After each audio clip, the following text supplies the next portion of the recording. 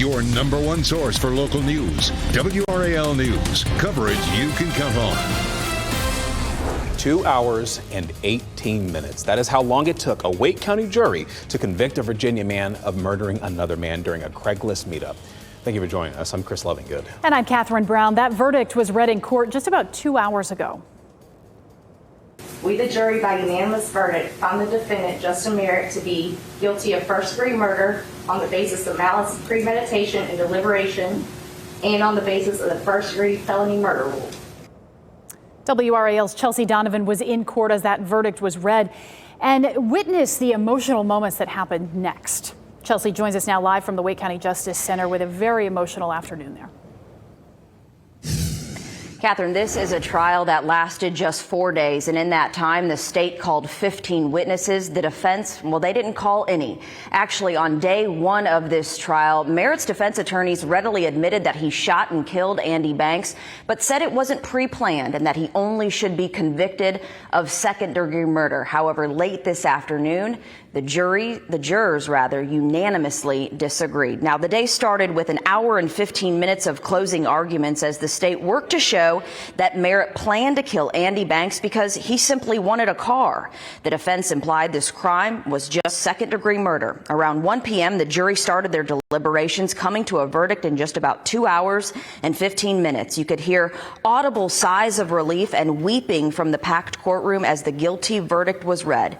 Even more compelling, so many of the jurors crying alongside the Banks' family. Banks' mother, sister, and brother all read emotional statements. Robin Banks said her son was senselessly killed and left for dead in a field with animals and insects. But in the end, she looked straight at Merritt and forgave him. Then Merritt himself stood before the court, speaking for more than 5 minutes to the Banks family, even apologizing to his own family. The family and other loved ones of Mr. Andy Banks, I sincerely and wholeheartedly would like to apologize to you guys.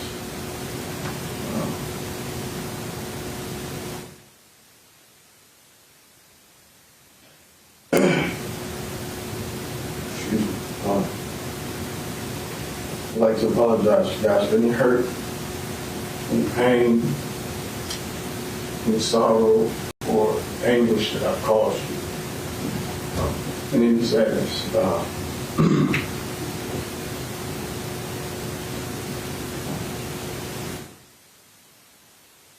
Please hear me when I say this was never my intention, never was.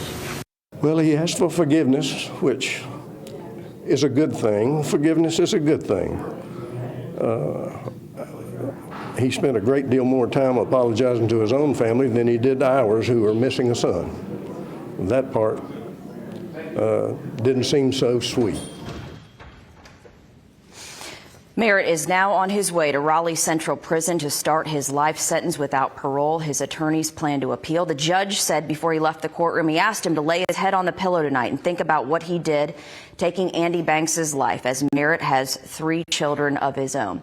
I will tell you what was unusual about this, as I've covered so many court cases. As the jury was dismissed, the Banks family was here in the hallway, and many of them walked out in tears, hugging and shaking the Banks' hands and just making sure that they knew how supported they were. It's very unusual to see that, as they too are human, but tasked with something just so arduous. Catherine. You can just feel that emotion coming through in that video that you showed from the courtroom, that emotion and that tension. Chelsea Donovan live in Raleigh tonight. Chelsea, thank you.